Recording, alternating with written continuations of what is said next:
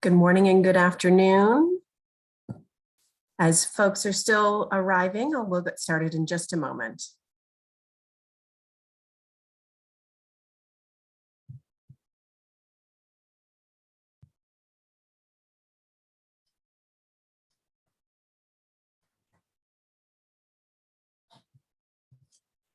Good morning, good afternoon, good evening. I'm very pleased to welcome all participants to this event, Looking Beyond 2022, What Can We Do Better for the Health of Migrants and Advance the GCM Commitments, which is taking place on the margins of the International Migration Review Forum.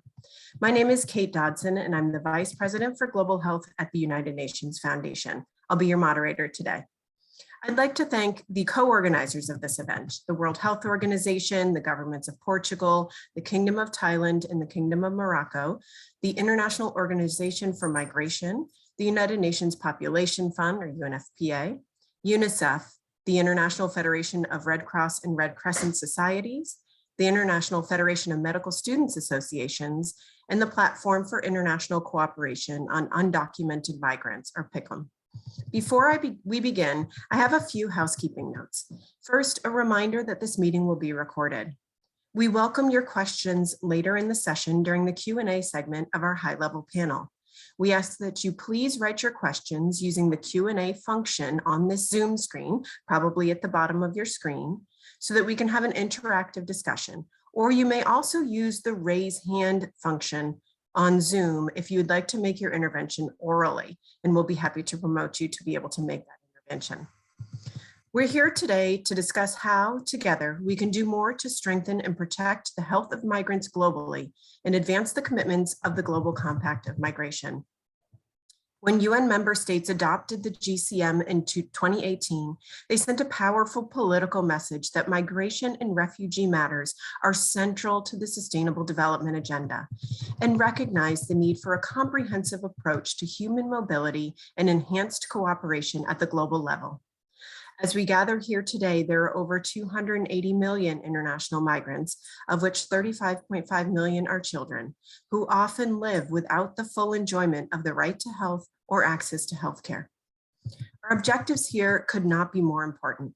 There's no pathway to achieving the SDGs, including universal health coverage, without better addressing the needs of migrant populations and their health needs in particular.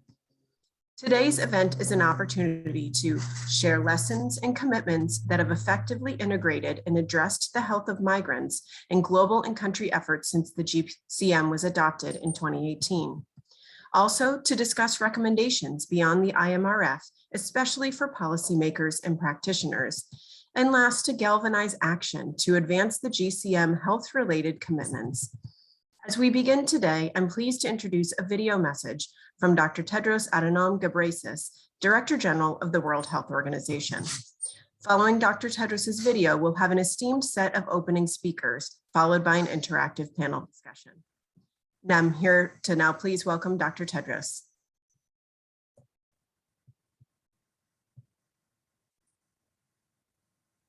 Excellencies, dear colleagues and friends, as I speak, more than 1 billion people globally are on the move. Poverty, insecurity, conflict, environmental degradation, and humanitarian disasters are driving an ever-increasing number of people to leave their homes. Regardless of their status, migrants have a right to the highest standard of physical and mental health. Instead, they often face worse health outcomes due to discrimination, poor living conditions, and financial, linguistic, and cultural barriers. There have been some positive developments during the COVID-19 pandemic, with policies enacted to allow refugees and migrants to access health care. Unfortunately, many of the measures were only temporary and fell short of what was needed for countries to meet their international obligations. Together, it's our job to look beyond the pandemic and make these changes permanent, holistic, and sustainable. WHO is committed to helping member states achieve universal health coverage to build more resilient, dynamic, and successful societies. We will only attain this if migrants are included in health policy making. I urge you all to use this discussion to look beyond 2022 and take the steps needed to ensure a healthier, safer, and fairer future for all migrants. I thank you. Many thanks to the Director General for setting the tone for this discussion. And I want us to all make sure we take charge of his mandate to make solutions permanent, holistic, and sustainable. I'm pleased to open our segment of speakers at the beginning with Her Excellency Professor Marta Temido, the Minister of Health of Portugal. Minister.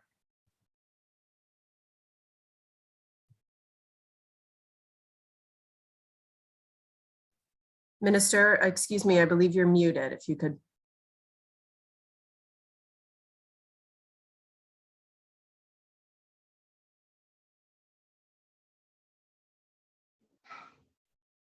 Madam Chair? Yes. We can hear you now. Madam Chair?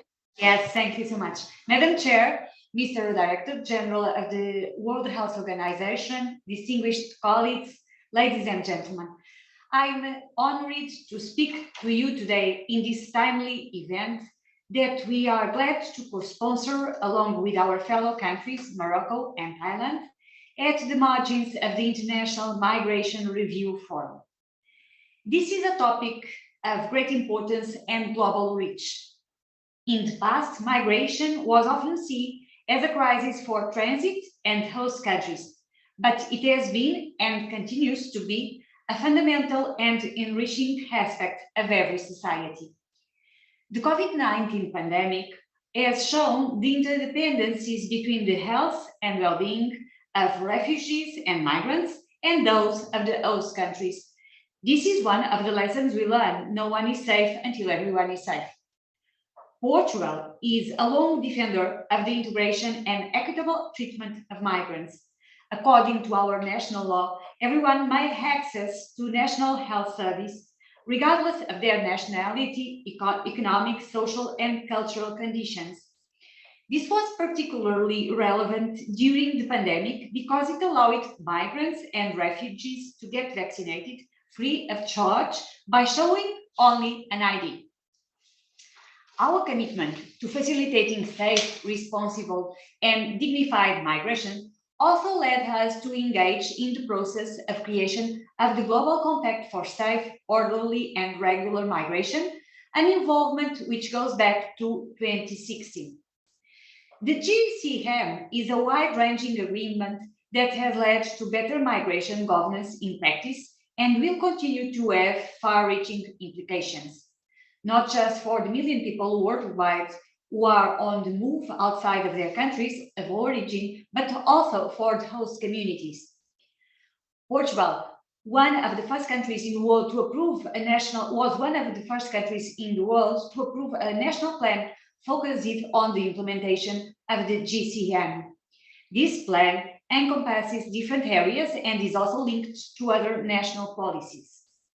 In the area of health, our National Health Plan 2021-2030 advocates for sustainable health from everyone to everyone.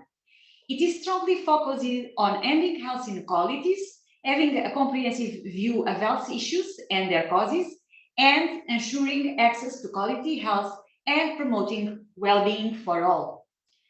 Municipalities also have an essential role as they are the first dimension of contact of migrants and provide access to public services, including healthcare and education.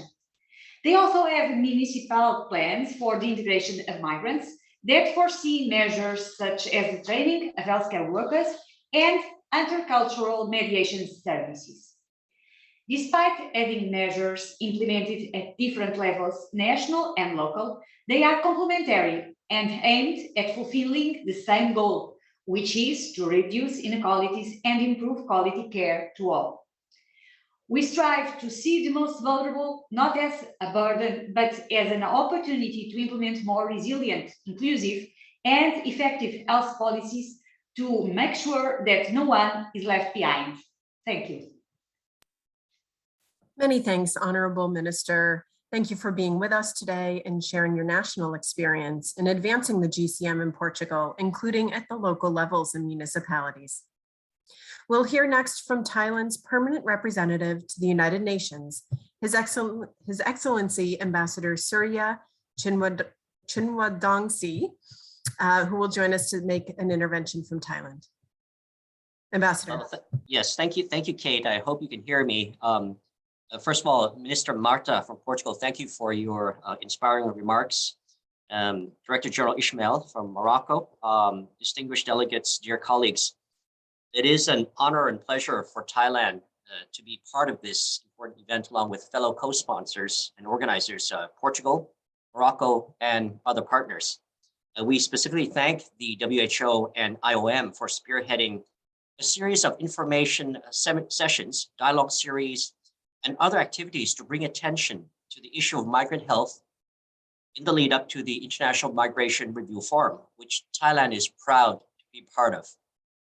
Addressing the health needs of migrants is essential to the realization of the right to the enjoyment of the highest attainable standards of physical and mental health, and ultimately, the attainment of sustainable development in our societies. These goals are under challenge in the situation we are right now. However, it is evident that migrants face specific challenges in the access to quality and affordable health services. This includes language barriers and discrimination. Such inequalities have been exposed and exacerbated during the COVID-19 pandemic. The various international instruments, such as the Global Compact for Safe, Orderly, and Regular Migration, and the Political Declaration of the High-Level Meeting on Universal Health Coverage of 2019, have recognized the need to address the issue of migrant health and provided guidance for implementation. Now, this first IMRF, including at our site event today, is thus an important opportunity to take stock of the implementation of relevant commitments under the GCM, particularly the commitment to ensure that all migrants can exercise their human rights through safe access to basic services, which also includes health services. Thailand has consistently advocated for the inclusion of the issue of migrant health in the negotiation process of the draft progress declaration of the IMRF, which will be adopted soon.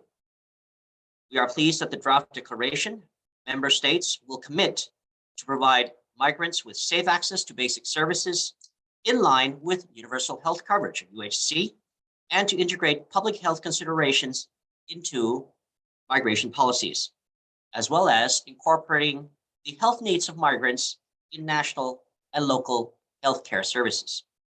From our own example, Thailand uses a two-pronged coverage scheme to ensure universal access to health services for migrants.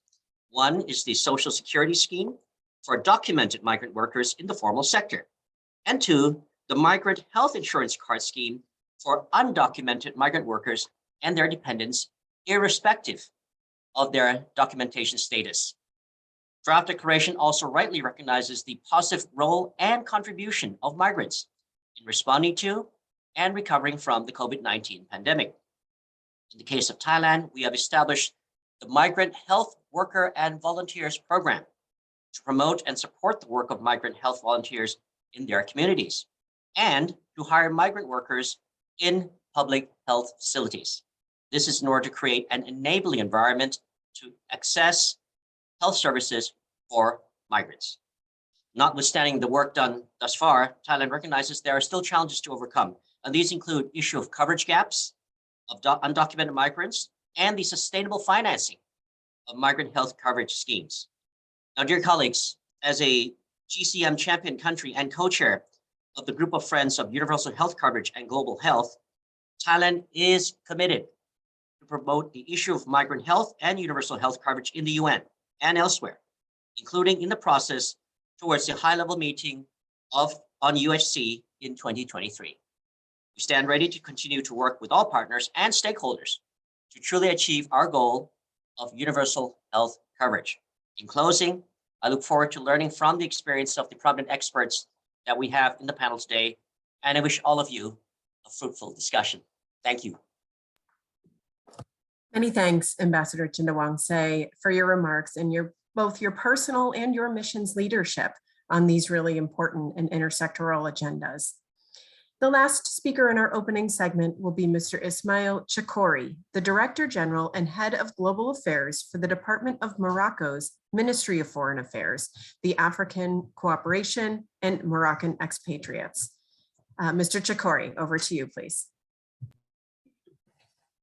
Distinguished WHO Director General, esteemed UN agency representatives, Excellencies, ladies and gentlemen, at the outset, allow me to join my counterpart of Portugal, Her Excellency Ms. Marta Remedo, Asylum, His Excellency Dr. Chindawangse, on welcoming you to this side event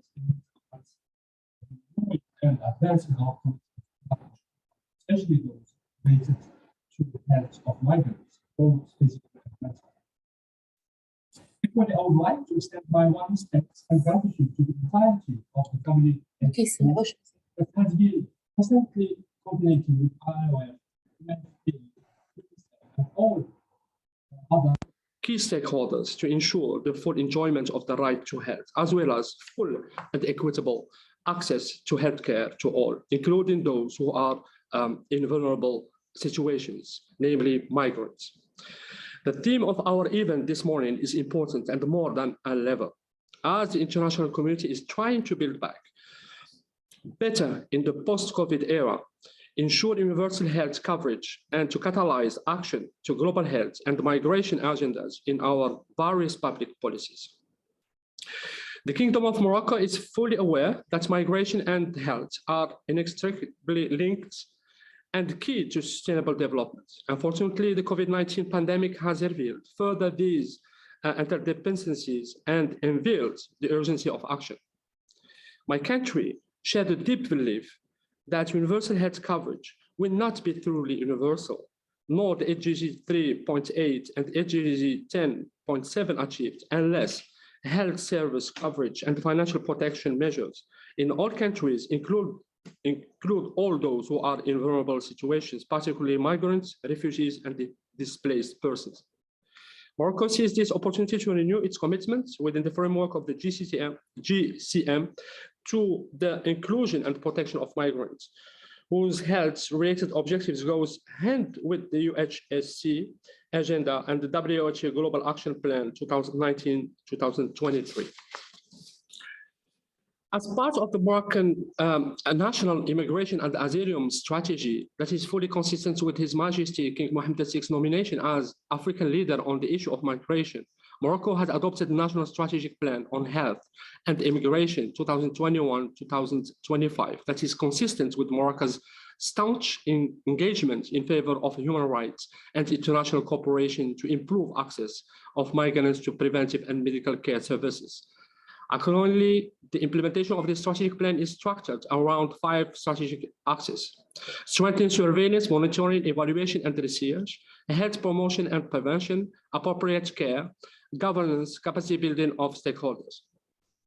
This strategy has yielded tangible progress and results on the ground of migrants as it follows: free access to primary health care for migrants regardless of their administrative status, access to preventive and curative primary health care programs, as well as chronic diseases and mental health treatment, pregnancy, childbirth monitoring program and family planning program, school health program and integrated child care, national AIDS control program and tuberculosis control program, integrating refugees and migrants in the national vaccination campaign against COVID-19 free of charge at equal footing with Moroccan citizens. Almost 260,000 foreigners were vaccinated. To conclude, I would like to reiterate Morocco's strong commitment in pursuing the implementation of its action-oriented plan by 2025 to share best practices and to galvanize a broader support for incorporating the physical and mental health needs of migrants into its national and local healthcare policies. I thank you for your kind attention.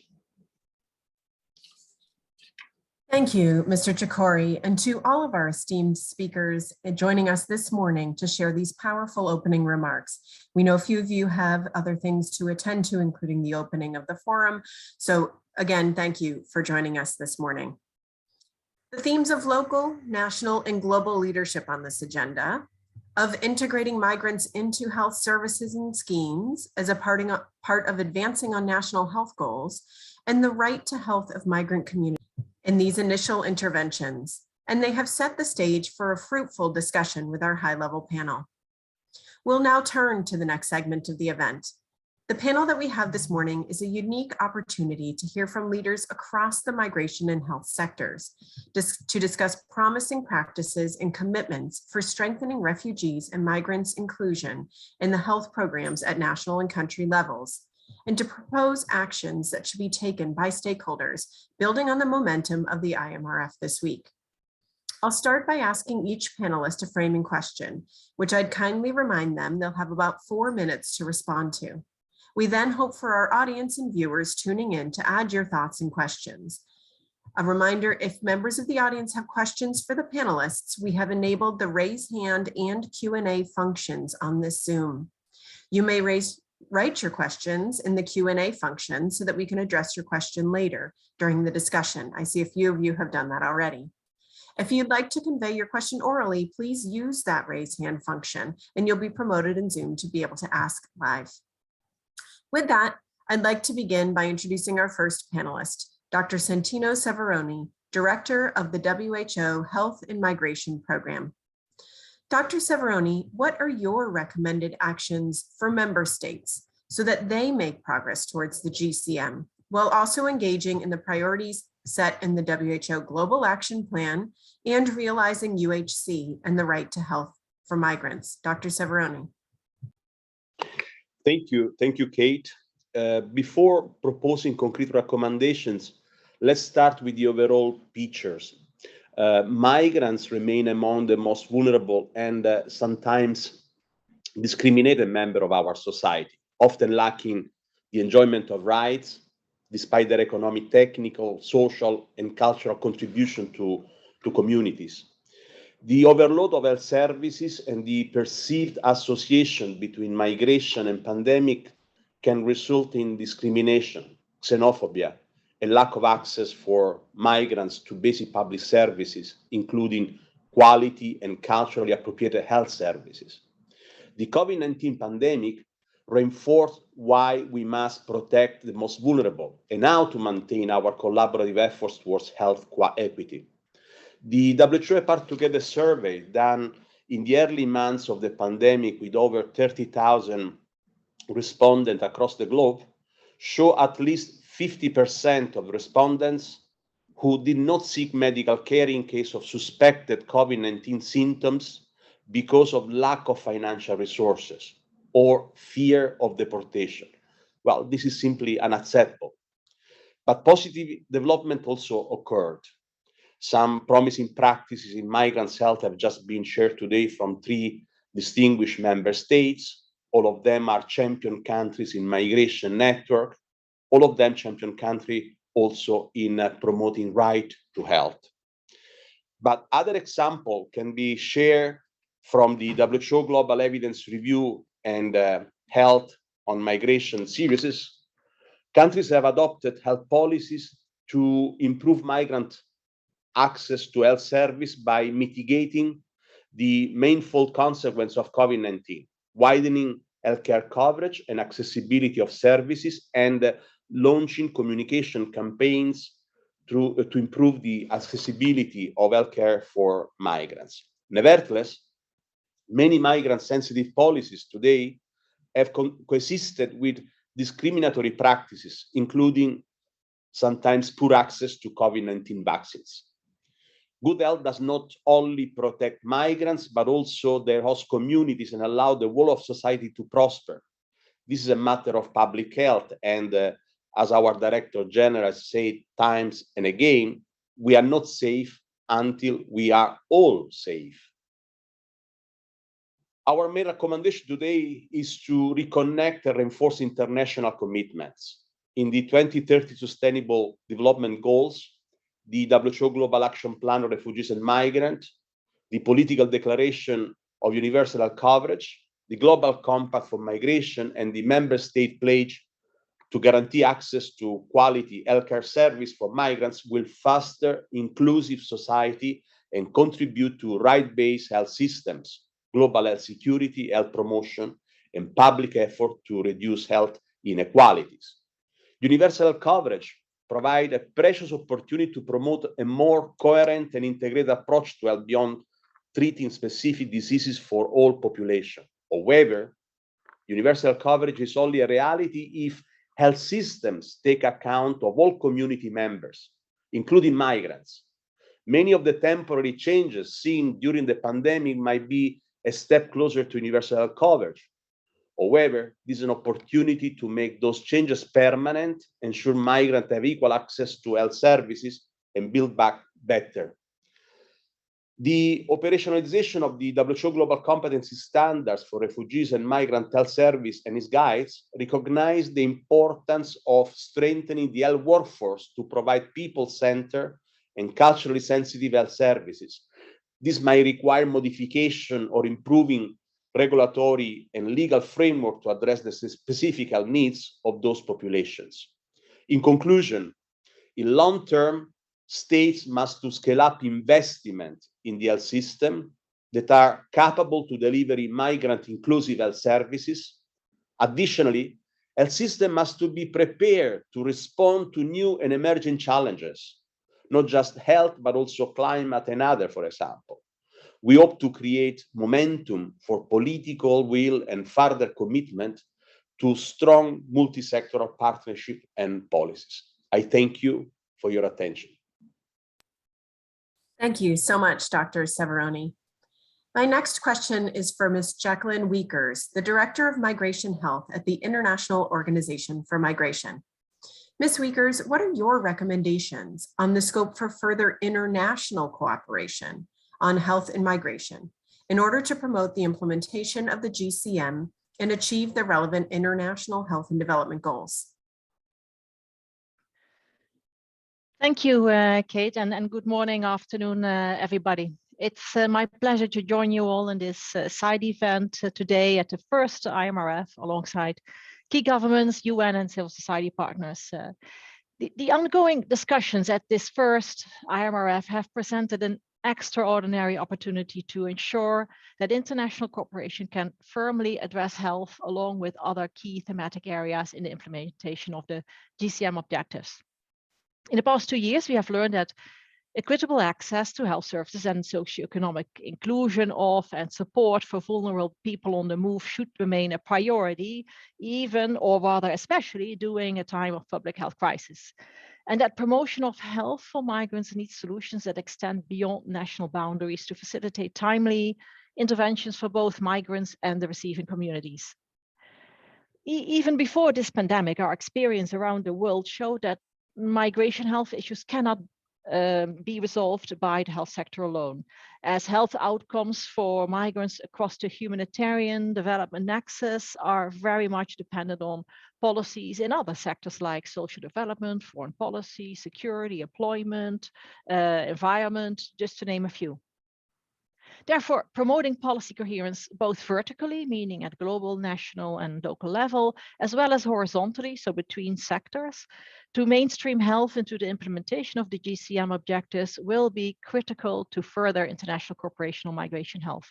And the IMRF Progress Declaration will actually be a strong commitment on international cooperation in this respect.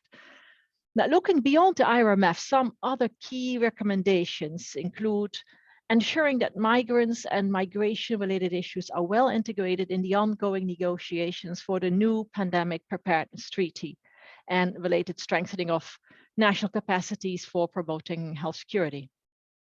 Strengthening migration health research, data analysis, and supporting the development of cross-border collection and sharing of data on health risks and needs experienced by migrants, including through portable health records, an issue we now see during the Ukraine crisis, for instance. Recognizing the role of migrants and diaspora in health policies and programs from the planning stage, including at the local level and with the collaboration of civil society groups. Designing innovative health financing, development of financing solutions for promoting health of migrants, including through bilateral agreements and portable health benefits to reduce out-of-pocket health expenditures, especially in light of growing needs to address labor market and demographic realities. Since the adoption of the GCM, many good practices of health in migration policies have already been established by champion countries, and some as COVID-19 responses at national and cross-national level. Also, such practices have been better promoted thanks to opportunities offered by the GCM process. Yet, as we observe with the monitoring of COVID-19 vaccination programs at country level, there remain important administrative, access, discrimination, and financial barriers to health services faced by migrants, in particular irregular migrants. As part of our monitoring of the inclusion of migrants in national COVID-19 vaccination efforts, of the 180 countries that IOM offices provide data on, 93% reported that migrants in regular situations have access to COVID-19 vaccines in practice, while only 56% reported that migrants in an irregular situation have access. Once again, universal health coverage, global action plan for promoting health of migrants and refugees cannot be achieved without systematically addressing these barriers in a multi-sectoral fashion. For instance, lifting administrative requirements such as ID cards or residence permits to access vaccines require solutions beyond the health sector. Also, as is embodied, in the UN Migration Network, we look forward to further strengthening partnerships, breaking silos across various sectoral and thematic approaches for migration governance and health-related sustainable development goals. Thank you very much. I look forward to your questions. Thank you, Jacqueline. Really appreciate both the breadth and depth of your recommendations on these points. Building on this, I'd like to bring in Ms. Monica Farrow, the Director of UNFPA's Geneva office, bring you into this conversation next. Ms. Farrow, the Secretary General's report on this topic, released in February ahead of this forum, urges member states and stakeholders to ensure that all migrants, including women, are enabled access to essential health services and continuity of care in line with the principles of universal health coverage. On the subject of women and their access, what are the promising practices so far that you've seen? Thank you, Kate. Thank you for giving me the floor. And let me start by thanking everyone who's been a part of this conversation and who did a wonderful job in preparing for this event. It's truly an honor to be part of such an important conversation. And I'm going to start precisely by the title, Looking Beyond 2022. What lessons do we have to take forward? And when I was preparing for my statement, I actually went to look at all the things we have been saying on this, and I found a quote of the statement I did in Vienna, September 2017, when we were negotiating the Global Compact for Migration, that I thought it was still very becoming, and the idea behind it, and I'm sorry, Santino, you've mentioned it already, but I'm going to echo you again, because in my statement, I said there is no public health without the health of migrants.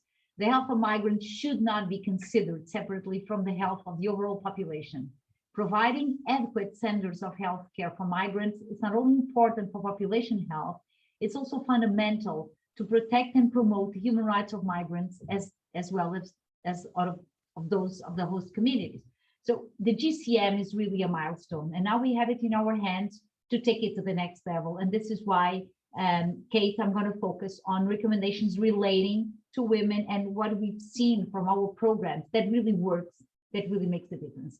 And I'm going to start to say something that may seem common sense, but it's actually not that often. And the first thing we need to do is we need to listen to women. We need to ask them, what are their needs? What are their challenges? And work with them in the design of policies and programs in order to build health systems that can cater to their needs and expectations. And this is the baseline. Then we should also work more and through with women-led organizations.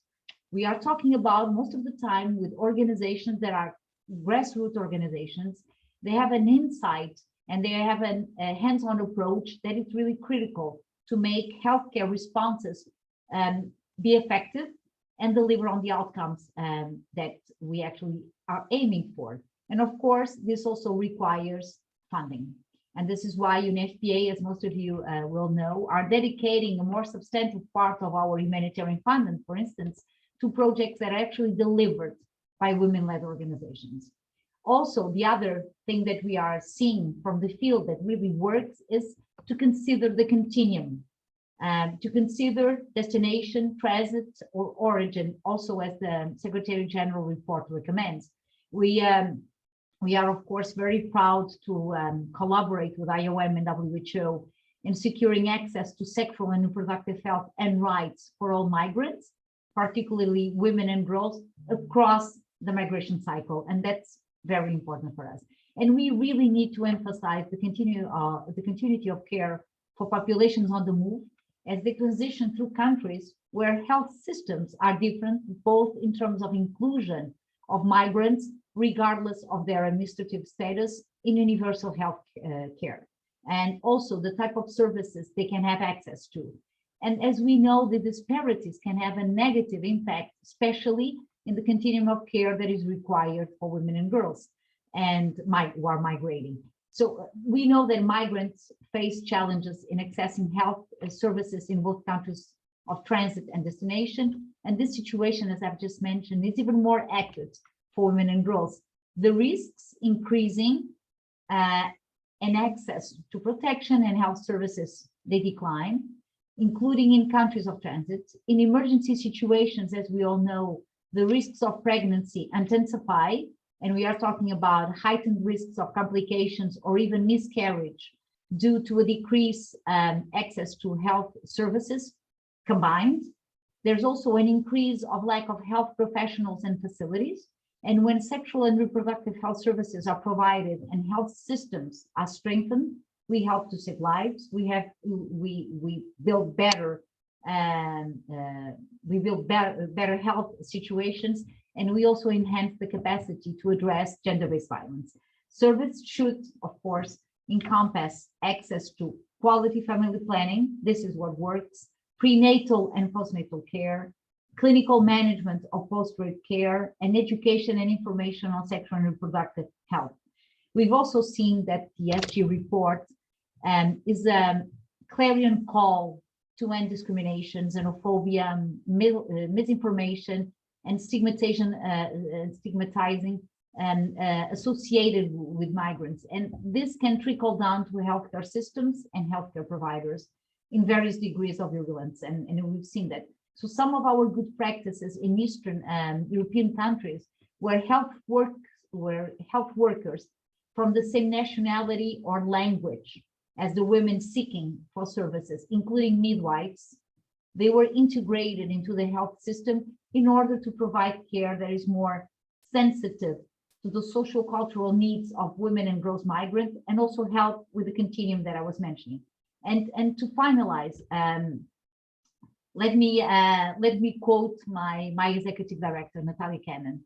And when she says that we remain committed to being at the forefront of efforts to protect the rights of migrants and all people, and to ensure that they have access to the sexual and reproductive health services they need so they can live with dignity and safety, free from violence and free from discrimination. Thank you, Kate. Thank you, Monica, and thank you also for your executive director's words at the end there. Our next panelist is Dr. Louay Pearson, the Associate Director for Health at UNICEF. Dr. Pearson, among the world's 281 million international migrants, 36 million are children. What have been some of the game changers to meet the immense challenges brought by COVID-19 pandemic to ensure that children on the move can realize their fundamental right to healthcare, including mental health services? Thank you, Kate. On behalf of UNICEF, we're pleased to join today's discussion. We thank the government and partner agencies in addressing the need of children on the move. We know children are the most vulnerable, and often they are also the most resilient. And through them, and we provide essential services to the children as well as to their families. And for UNICEF, for our everyday work in over 100 countries, the guiding principle is called the CCC, which is the core commitment for children, especially during crisis and in emergencies, in conflicts. We want to uphold their rights and access to essential services. Years of in the field in different countries, myself, we know that population live close to the borders, either it is international borders or borders within the country, between districts. These are the population often left behind, including children. We also know infectious diseases, including COVID-19, Ebola, cholera, and many others, transmit without borders. They don't recognize borders boundaries. And population move around in many open borders for everyday labor, for market, for wedding and other social events. Therefore, I think UNICEF in the past decades have learned that we need to consider those factors when we plan our interventions. Let it be immunization, measles campaigns, polio campaigns, or COVID-19 vaccination programs. It is just not about services that have a lot of gaps. A combination of financial, legal, administrative, and practice barriers restrict access to health services. I can give you the example. This is a booklet that how to focus on maternal and newborn health services. Every baby born should have birth registration, should have a maternal and newborn health booklet to record their every essential immunization and the treatment and the mental health, and later on their ECD status or any diseases. And those booklets, although very simple and affordable, often they are left behind when the children and the family move on, and the continuation of services is challenged. So in this regard, we want to have digital identity, a unique ID, and the electric medical record, so that when children, their families move around, they can access services, and including health insurance. Addressing urban poor and urban migration due to climate is also critical. We know in Bangladesh, in the capital city of Dhaka, for example, there's an average of 400,000 new migrants every year, and 90% of slum areas do not have adequate public health services. So we need to address those essential needs. We all know that polio eradication is reaching the last stage. We just have a few wild polio virus left, mainly in Afghanistan and Pakistan bordering areas, right? This virus really are very resilient in those areas across the border. And we also found a new case in Malawi, surprisingly, in the remote areas. So reaching the unreached is critical. And I talked about birth certificate. Around 80% of the children in the world has got a birth certificate, but 20% do not. And in many of the 20% are children, they are refugees, they are migrants, they live in remote areas. In another lessons we learned is how we can plan and learn from the local communities. Let's look at Horn of Africa. I remember UNICEF once facilitated a 3-4 country cross-border dialogue among the local leaders, how to overcome drought, how to arrange animal and population movement to reduce conflict. I think to sit down with the local population is a very good practice to inform how to design the social services, not just health, but nutrition, education. And we must not just doing investment top down. Let's do more bottom up, listening from the communities. During COVID-19, UNICEF and partners worked on a process called the humanitarian buffer. We hope through those buffers, we can reach out the population on the move, refugees and the migrants. And I will stop here and happy to join the discussions. Thank you for including UNICEF. Thank you. Over to you, Kate. Thank you, Lu. I really appreciate those specific examples in the broader context in which you put them. My next question is for Dr. Mahmoud Al-Hamoudi, who is a liaison officer for human rights and peace issues for the International Federation of Medical Students Association. As the youngest person on this panel, could you please tell us what actions can be adopted in the near term to ensure that the health policies that are evidence-based and sensitive to migrant needs? What can young people do in this regard? Mahmoud. Thank you so much, Kate, and hello everyone. I hope you can hear me well. I think this is a very important question, and also to reflect on it from a youth perspective, because youth look into immediate action, immediate change. However, change requires time. But to take this into perspective, I think as a start, I would like to reiterate what has been mentioned by the previous panelists, that efforts to address the health needs of migrants and to ensure the fulfillment of their fundamental right to health should not be done in silos, in isolation from the public health policies. Migrants are essential members of the community, and hence their health should be looked at the same way. Now, we have to acknowledge that definitely there are specific situations of vulnerability that migrants are subject to, and there are specific sensitivities health-wise for migrants. And hence, from this perspective, it is important for member states and decision makers to try to understand the migration process itself, how human mobility as a phenomenon works, and understand mobility routes relevant to their context, so that they can be proactive and anticipatory in addressing the health needs of migrants, of populations that move in the different settings or in the different stages of the migration process. So this is number one. This also helps them, and leads me to number two, ensure the continuity and comprehensiveness of care accordingly, because healthcare is not mere primary healthcare, mere treatment or therapeutic healthcare.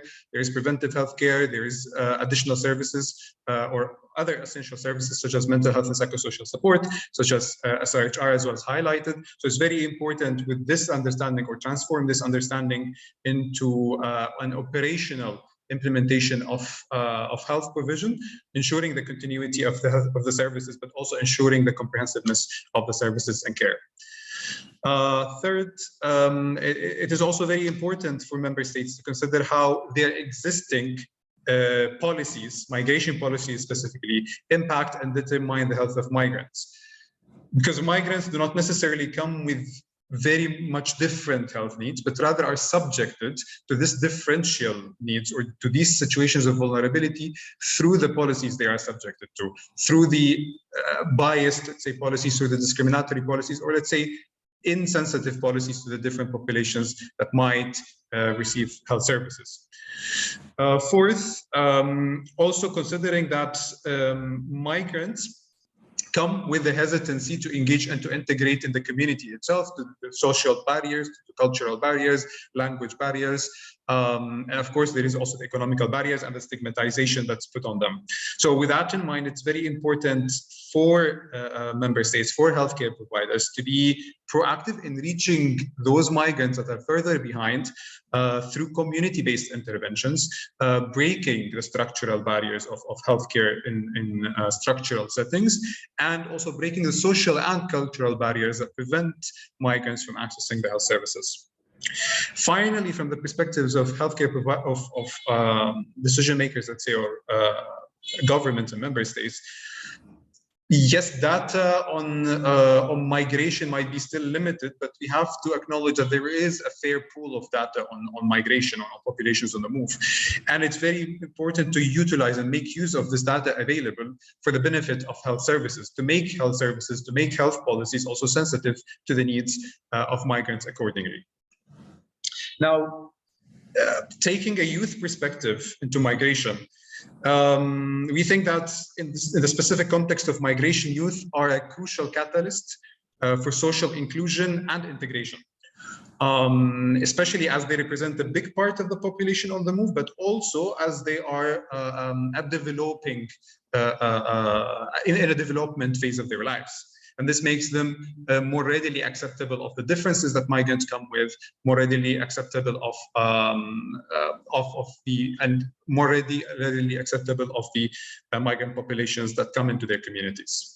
So with that in mind, I will say that youth, first, as service providers, have a role. They have a role, a crucial role, as frontliners with the direct experience in the implementation of legislations and policies. And as such, youth as care providers and as students have a duty to engage in feedback loops to eliminate policy and structural barriers and adverse determinants of health of migrants. And this, of course, includes reflecting on medical and healthcare education to eliminate biases in it and to promote an intersectional approach to learning. Also, youth as service providers need to commit to continuous learning, being open and respectful to the differences they encounter while providing services to the populations on the move, and let's say being aware and conscious about their biases, especially that they receive from their systems. And finally, from the perspective of a service provider, young people, young service providers need to commit to a human rights-based approach to their health services, providing dignified, non-discriminatory, and culturally sensitive healthcare to all migrants and populations of the move, regardless of their status. And finally, from a youth perspective, youth are core members of the communities. And from that perspective, youth have a crucial role to combat mis- and disinformation and discrimination towards migrants, which is crucial and essential to ensure that migrants are included and integrated into social systems, but also into healthcare systems of their destination countries. With that, I conclude. Over and back to you, Kate. Thank you, Mahmoud. It's will be a great transition to our next panelist, Ms. Fatima Himaya, the Secretary General of the Maldivian Red Crescent. We've heard a lot about the need for multi-sectoral action, including just from Mahmoud right now, for instance, in addressing misinformation or in digital birth certificates, as others mentioned, for labor and employment issues. From your experience, what are your recommendations to mainstream health considerations in migration policies across sectors? Thank you, Fatima. Thank you, Kate, and greetings from the Maldives. On behalf of the International Federation of Red Cross and Red Crescent Societies and our 192 national societies, including my own, the Maldivian Red Crescent, I thank my fellow co-organizers for putting on this important side event and for the opportunity to share insights and best practices when it comes to the Global Compact for Migration and specifically the health of people on the move. As the IFRC network, we insist that all migrants, irrespective of their status, are treated with dignity and have access to humanitarian assistance, protection, and essential services, including health and psychosocial support. This is especially important since we know that migrants and other people on the move can face both legal and practical barriers to these critical services. During the pandemic, many national societies work to provide access to health information and health services to migrants and other people on the move. The Maldivian Red Crescent facilitated the registration and COVID-19 vaccination of more than 4,500 undocumented migrants and provided health screening for over 2,700 undocumented migrants with the support of the government authorities. We also provided meals and hygiene kits for more than 16,800 migrants and provided our services in total to over 94,000 migrants throughout our COVID-19 response. Similar to the Maldivian Red Crescent, the Libyan Red Crescent operated humanitarian service points and provided migrants with health information and health and psychosocial support services. The Philippine Red Cross provided assistance in health monitoring at port of entry and in quarantine facilities and established welfare service desks to provide food, non-food items, and psychosocial support to Filipino returning migrants. These are very few examples among the many national societies who provided much needed humanitarian services to migrants during the COVID-19 pandemic. I would also like to emphasize and reiterate that national societies like us are able to provide these basic essential humanitarian services to the migrants only and when state authorities create that humanitarian space for us to provide these services to the migrants. At least 110 national societies provided humanitarian services to people on the move, reaching approximately 8.9 million with people with migration-related services in 2020. And as of March 2022, the IFRC network also operated over 330 humanitarian service points, which are neutral and safe spaces for providing people on the move with humanitarian assistance and protection, including first aid and healthcare. To inform our collective work, 8 national societies with support from the Red Cross Red Crescent Global Migration Lab conducted a research on migrants' access to health and other essential services. This research revealed that state laws and policies directly exclude migrants from health and other essential services, and that even when there are inclusive laws and policies, there are other practical barriers to accessing these services.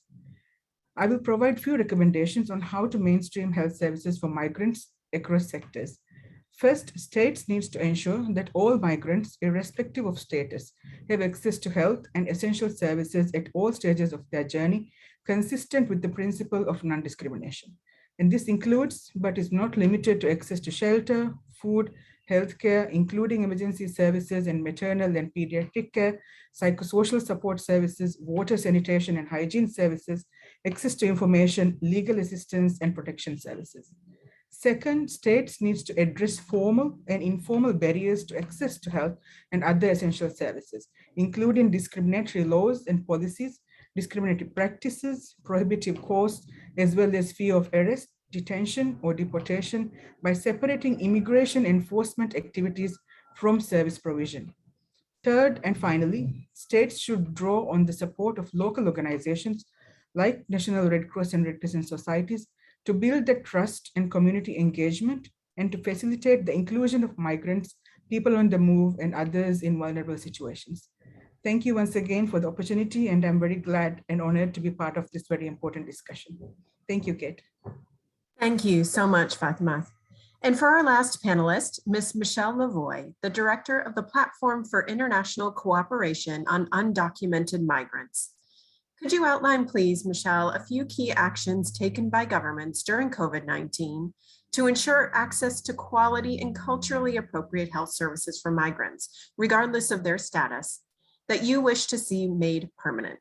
Michelle. Thank you so much. I wanted to start with a little backdrop before I answer that particular question on undocumented. So in 2000, the year 2000, so more than 2 decades ago, the ICE-SCR committee underlined in general comment number 14 on the right to health, that the right to health extends to all migrants regardless of resident status. And it actually elaborated on the duty in 2017. And in Europe, in 2011, the EU Fundamental Rights Agency carried out a study that was the first comprehensive study of the human rights of undocumented migrants in the EU 27 at the time. And at that study, the Fundamental Rights Agency recommended that EU member states ensure that undocumented migrants have access to healthcare and that they disconnect healthcare from immigration control policies. So as a backdrop, currently in Europe, we see that undocumented people can mainly only access emergency healthcare or what's provided by NGOs. But in some countries, some have legal frameworks that have extended this and that have recognized that it's important that healthcare is inclusive of everyone regardless of their resident status. And I wanted to cite a few examples because it's interesting for the backdrop on COVID. So 26 years ago in 1996, Belgium adopted its healthcare legislation to enable undocumented migrants access to preventative and curative care. Italy followed with its own law in 1998, France in 1999, and Sweden in 2013. In Germany, the new governmental coalition agreement from December 2021 indicated that there would be a pledge to abolish the obligation for healthcare providers to report undocumented migrants to the immigration authorities. So how does this backdrop play out then when we come to the COVID-19 and the vaccination? Just some examples. In Norway, the law on communicable diseases entitles everyone, regardless of status, to healthcare related to communicable diseases. And in 2021, during the pandemic, the Norwegian Directorate of Health published guidance on COVID-19 related care for undocumented migrants. It addressed a letter to all local and regional authorities, health authorities, primary specialist healthcare services, calling on them to make COVID tests and treatment freely available for all undocumented migrants in Norway. Greece also adopted a national law and corresponding interministerial decisions, explicitly granting access to COVID-19 vaccines for undocumented and safeguarding the right to data protection and exposure to immigration enforcement when getting the vaccine. There was also the investigative journalism body Lighthouse Reports, which released a policy scorecard in November last year of 18 European countries' policies concerning the COVID-19 vaccine. So the results from this report were that despite a number of inclusive practices of ensuring that the vaccine for COVID could be available for undocumented, many of the policies themselves were somewhat vague. They were open to interpretation. And in addition, there were important regional differences in countries where the healthcare competence is not on the national level, but on the regional level. So basically, what do we now learn from all this going forward with the COVID-19 vaccine, with 3 decades of nearly 3 decades of healthcare legislation for undocumented migrants, that while we might have a number of the laws and the policies, many of them which actually helped ensure in those countries where the Lighthouse Reports was investigating that the COVID-19 vaccine could be rolled out with civil society, many of the challenges still remain in implementation. So Jackie Weavers referred to this in her presentation on the panel. Sometimes it's administrative barriers, or sometimes it's complicated or inconsistently applied rules. One of the biggest barriers, though, still remains the fear that undocumented migrants have when they want to access healthcare. It's interesting also to recall that 11 years ago in 2011, the Committee of Ministers of the Council of Europe issued a recommendation to Council of Europe member states that they should not only provide undocumented migrants with healthcare, but they also indicated, quote, individuals or agencies responsible for healthcare should not be required to inform the authorities when irregular migrants come to them for help. So we actually see in the progress declaration of the IMRF that there are numerous references to access to healthcare or access to services regardless of status. These are very welcome. There's also in paragraph 38, the mention without risk of arrest, detention, or deportation. We're also encouraged by the March 22 outcome document of the WHO high-level meeting on health and migration, which also calls for access to services regardless of migration or citizenship status. So going forward, we'd like to conclude that the European region has decades of law and practice on access to healthcare for undocumented migrants. There's ample research, both by researchers as well as EU bodies, and there's numerous amounts of evidence on the ground of what works and what doesn't work in providing access to healthcare services for undocumented migrants. We also have in the European context a strong body of local authorities, the City Initiative on Irregular Migrants, which is coordinated by Compass at the University of Oxford, has issued guidance for municipalities on ensuring access to services for undocumented migrants in their cities, including healthcare. So we recommend going forward that in order to ensure that Objective 15 of the Global Compact can really be ensured, that states build on all of this strong body of law and practice that exists in various regions. Obviously, I'm highlighting Europe, but in other regions, it's also the case, and we've heard that from the panelists. And that the laws and the practices are changed and implementation implementation is implemented. And we also would highlight that ensuring access to healthcare services depends on a clear message from governments that undocumented migrants' personal data will not be transmitted to immigration authorities if they seek care. This data protection principle is actually the bedrock of ensuring access to services for migrants regardless of status, and it has to be clearly outlined and communicated both to administrators within the system as well as to undocumented migrants. And so just to conclude, we recommend that various stakeholders, national authorities, local authorities, civil society, researchers, the WHO, other governmental and professional bodies, that we all continue to work forward to ensure that undocumented migrants can safely access healthcare services. And we look forward to doing this so we can all collectively realize the principles of the Global Compact on Migration. Thank you. Thank you so much, Michelle.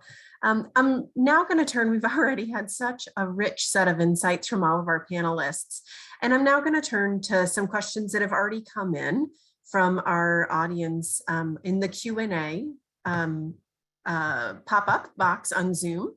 I'll come to several of these that have already come in already, but please do continue to add your questions into that function if you'd like our panelists to address them. We have just under 20 minutes or just around 20 minutes in order to get through as many as possible. I'll first draw from Fatima Al-Zahara. How can countries with limited resources maintain the sustainability of services to migrants? I might ask Santino to first address this one, and then others, please join in if you have something to add.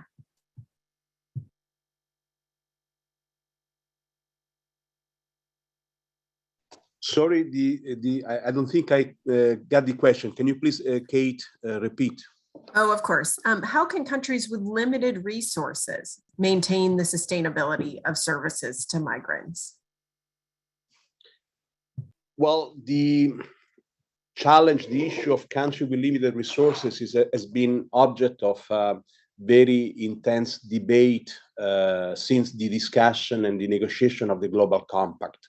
The principle of shared responsibility, where the international community supposed to coagulate in support of countries with limited resources, because those countries receiving large amount of migrants, particularly when this is happening in condition of forcing the movement of people, they're actually renting a major management of population movement for the entire society, for the entire world.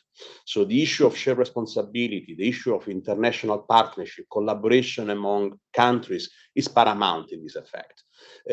Colleagues before, they alluded and referred very clearly that the issue of migration is not an issue that can be dealt singularly by one country or by one institution. So the element of partnership, the element of collaboration is essential.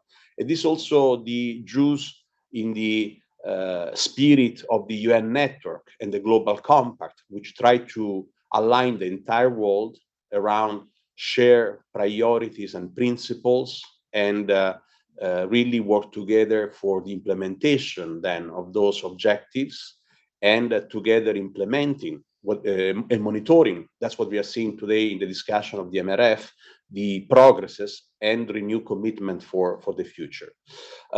This is obviously easier to be told than to be done, because the competition and availability of resources is always an issue, but certainly the concept of shared responsibility, mutual support, is a principle need to be promoted and supported. Also because we have a very good example already applied worldwide.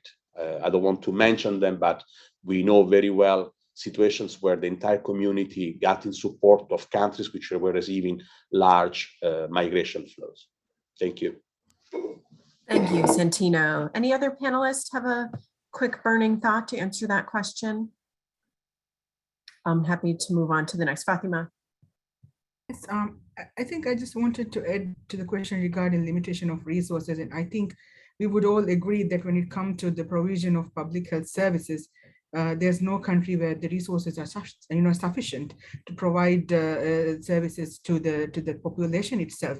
So I think what's important is that we do not exclude the migrant population from having access to whatever the available resources to provide these health services to the migrant population. And I think the main component around that is the political will to ensure that there's accessibility to whatever resources is available. And the challenge of actually having limited resources, especially when it comes to public health or healthcare services, is a continuous a challenge. And all countries, I believe, continuously work with different stakeholders and with different governments to address this issue. So I just wanted to highlight that.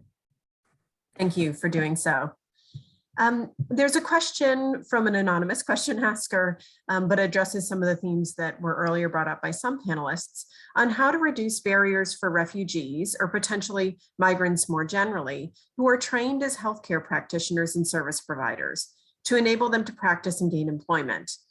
We heard the Thai example from the ambassador earlier on migrants as community health workers and community change agents in Thailand. How can we scale solutions like that, including for skilled clinicians?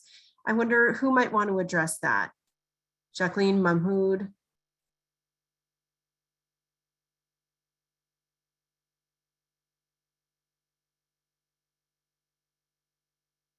I'm happy to make a start.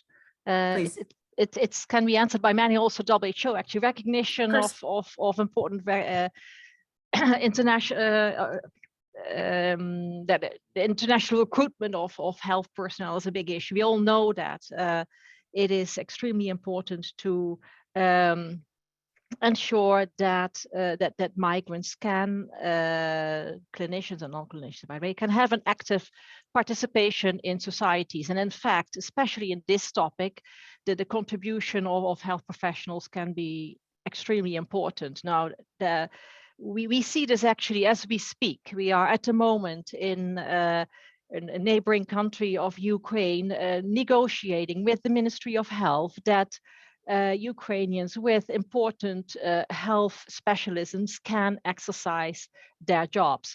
So it's an important question, very important question. Indeed, migrants, especially those, or in this case, topic of migration health, those with health professional backgrounds can contribute enormously. And this is something we are actively actually negotiating with ministries of health. And I'm sure at WHO, you will see a lot of attention to this topic as well.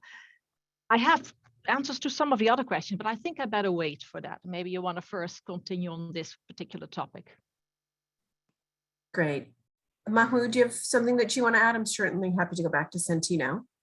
I will jump very quickly into this because I think this is a great asset. The mobility of healthcare workforce is part of the bigger mobility of human beings. Yet this is usually or faces a lot of barriers for the integration of migrant health workers and for their full inclusion in the health system. And this represents a major barrier to the provision of healthcare services because you have an asset. You have a migrant healthcare worker that comes into your country, that comes into the health system, that is readily capacitated to address the health needs of other similar migrants in the similar contexts. And they also understand the process of migration, the process of mobility. So this person have the capacities, this person have the knowledge and competencies, yet these are not, let's say, very well invested in or very well utilized, in the sense that they face barriers in the integration into the system and their registration and their reintegration in the medical practice because they leave at a certain point, they have to restart and sometimes even go through multiple barriers in order to just put one step in the system itself. Not to mention also the continuous education, continuous medical education or continuous healthcare education that in some contexts they lack, which is very much needed also for them to be appropriated to the new context that they will provide health services in. So with this in mind, it's very important that this type of mobility, healthcare workers mobility, it's looked into as one of the assets to strengthen healthcare systems, to strengthen the provision of healthcare services to migrants in terms of accessibility, in terms of acceptability, and also in terms of the comprehension of the different needs that migrants face. This needs or this emphasizes the essence or the essential need to recognize skills and recognize qualifications, or have a global standard for recognition of skills and qualifications, specifically in this context for medical and healthcare education. This also emphasizes the need for continuous and specific medical and healthcare education, appropriating these healthcare workforce, this migratory healthcare workforce, to the new context that they face in, and appropriating them to the delivery of the healthcare in this new setting. Over from my side. Thank you, Mahmoud. Santino, do you have a small, quick remark on this? Happy to complement a bit. This is a complex issue, and we need to be careful to distinguish two phases of the issue. The mobility of healthcare workforce, which is a global phenomenon, and also very carefully monitored. There is a code of conduct which is utilized to regulate exchange and movement of healthcare workforce around the world, because is a fact we are facing a shortage of healthcare workers worldwide, and the shortage will be increasing in the years to come.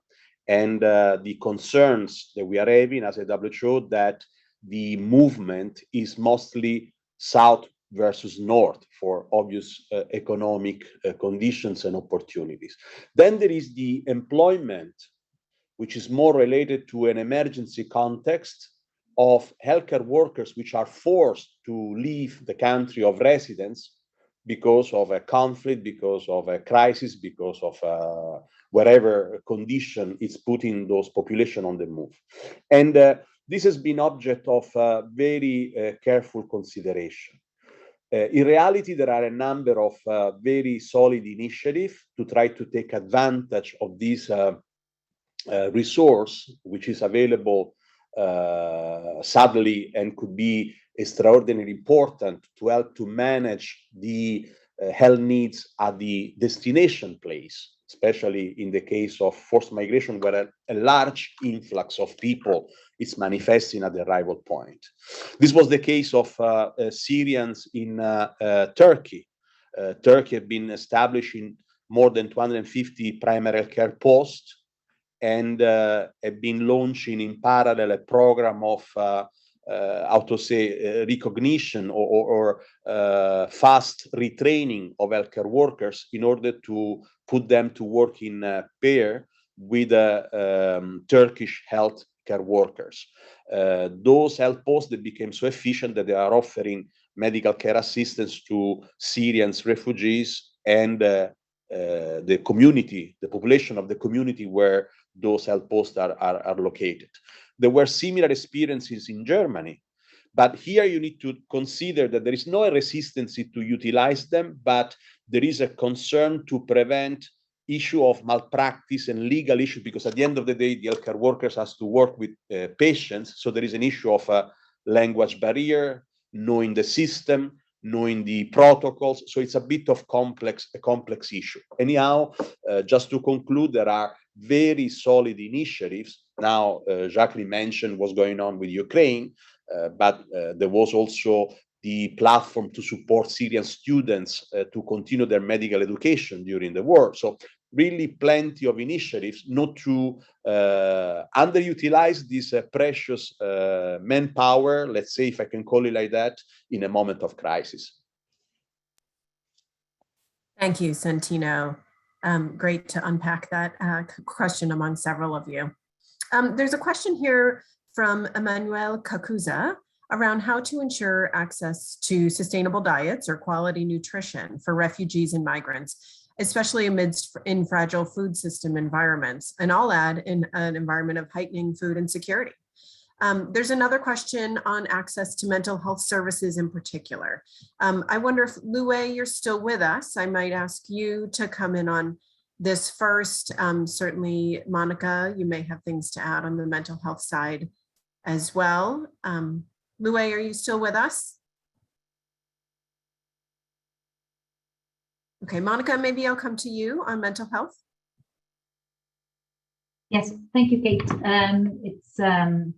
It's one of the critical issues that that we've been focusing on the last couple of years: mental health and psychosociological support, not only because of what happens sometimes during transit, but also the type of needs that we've mapped these women and girls have when they arrive at destination, when they are in transit. And it's quite interesting because we were just talking about resources, and we were talking about political visibility and commitments. And it's so thank you for raising that issue, because it's one of the issues who's mostly under the radar and gets less funding, that gets less attention. And I know that some people who are listening to us now may think, no, that's not the case. But in a way, we are working in this field and we are interested in this conversation. When it comes to raising public awareness on the needs of migrants and which type of services they actually need when in transit, but also in destination, this is one of the issues that we really need to come up with a common front and push forward. And I would say again, everything that has to do with sexual reproductive health and rights, and this issue, mental and psychosociological health, needs to be brought even further to the conversation. So thank you, Kate, for highlighting that. And for the person who raised the issue also, thank you. Thank you, Monica. In the interest of time, we have about 7 minutes left. I'm going to switch to a question from David Mosca, and for a lightning round for all of our panelists to please weigh in with less than 1 minute, 30 seconds, your most concise point. What can we expect out of this IMRF that will help advance this agenda we've been discussing today? Michelle, I'll start with you. Sure, thanks. I would say let's not backtrack. We have the GCM, the Global Compact on Migration. We have references to undocumented migrants' human rights, access to services regardless of status. We saw some very worrying developments in all of the progress declaration negotiations of member states who wanted to take out those references. So basically now we have them in the progress declaration. We have this mention without detention and fear of deportation. Let's build on it. Let's expand it. The mental health question is also really crucial. Irregular status creates poor mental health because of the insecurity. So we can't overlook it. And I would just add also on the cost issues, there's studies that have been done also by the Fundamental Rights Agency of the EU that shows that it's cheaper, it's less expensive to provide preventative health care than to provide emergency care. That's true for anyone, but especially it was done for undocumented migrants as a study. So I would just conclude on that. Let's remain close to the standards and not backtrack and build on them. Wonderful, Michelle. Fatima. Thank you, Kate.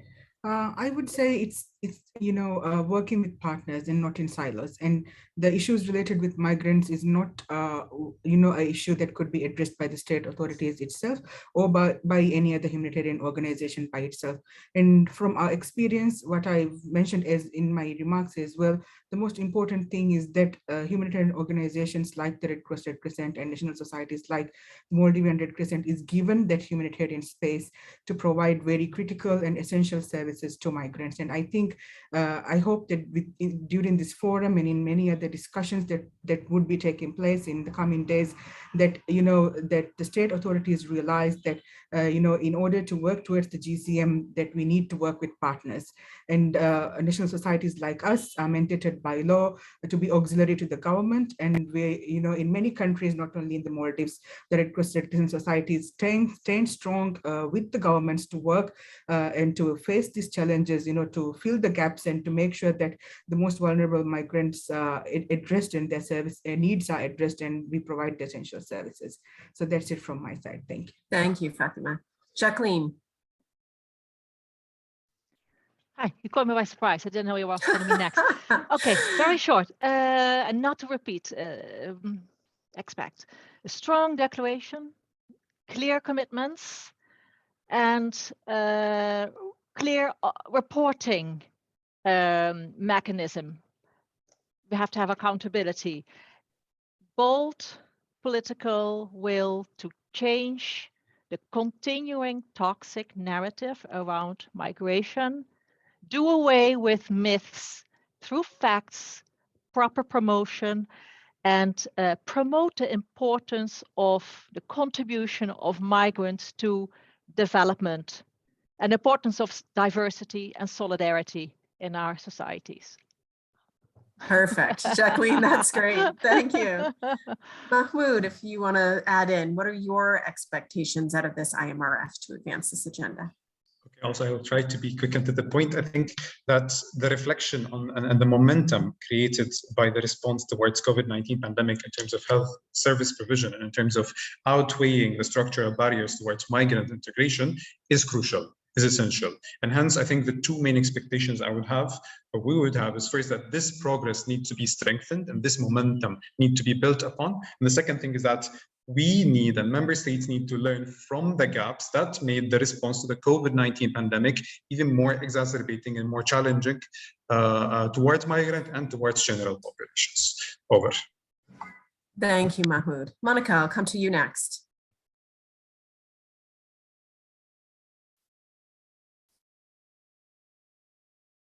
To get you off mute. No, I'll come to you, Santino, then. More than expectation is a reality, in my view, already what we are observing with the MRF. I fully support all the technical elements mentioned by colleagues, but what is important is the political atmosphere, the political analysis. What we see a renewed, reinforced commitment, which we have seen getting often very weak in the past. The atmosphere observed these days is the atmosphere of the time of the New York Declaration and Obama initiatives. So really the starting point of the GCM. But then in Marrakesh, we heard all member states very concerned about GCM creating new entitlement, new legal obligations. So really a very conditional type of support and endorsement. These days have been just amazing listening to member states, how much is going on at the country level. So how much member states really are, in a way or another, moving forward in implementing the GCM and improving the access to service and the management as an overall of the migration phenomenon. So I like to conclude with a very optimistic note, because the reading after 4 years, it's a really of a world on the move. And I hope this is going to continue to be like this. Thank you. Really appreciate that, including the note of optimism, and also just fully agree the examples that we've heard throughout this session at country level action have been really inspiring. So thank you for lifting those up. Monica, I'll come to you last. Okay, I'm gonna again echo what Santino was saying, and we do see many reasons for hope. We also see many reasons for fear, and some of us have touched upon that. You know, the stigma, the misinformation, the targeting migrants, because sometimes it's the easy explanation for whatever is happening in a country. But also we are seeing how some small investments really are making the difference. And I've highlighted the work with grassroots organizations, women-led projects.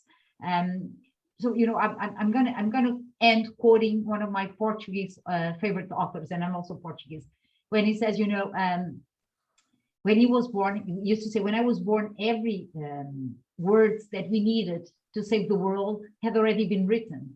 All that was left was to save the world. And I think that this 1 hour and a half, we've had multiple examples of what needs to be done. Now we just need to get the work done. And I think a panel like this, it's a good way to start to get the work done to look beyond 2022. Thank you, Monica. You make my job easy to close, because I think those are great words, and we're at time now. Clearly, our collective work and attention on this issue is more critical than ever to advance the GCM commitments and deliver on the promise outlined a few years ago of improving the health and dignity of all refugees and migrants. Our conversation today offered many valuable lessons and helped us outline future action for governments, non-governmental actors, and the multilateral system. As we close, I'd like to again thank our co-hosts and organizers for bringing us together today. The World Health Organization, the governments of Portugal, the Kingdom of Thailand, and the Kingdom of Morocco, the International Organization for Migration, UNFPA, UNICEF, IFRC, IFMSA, and PICOM. We're wishing you all a productive and enjoyable rest of the day and the rest of the forum. Thanks again for joining us. Thank you. Bye-bye.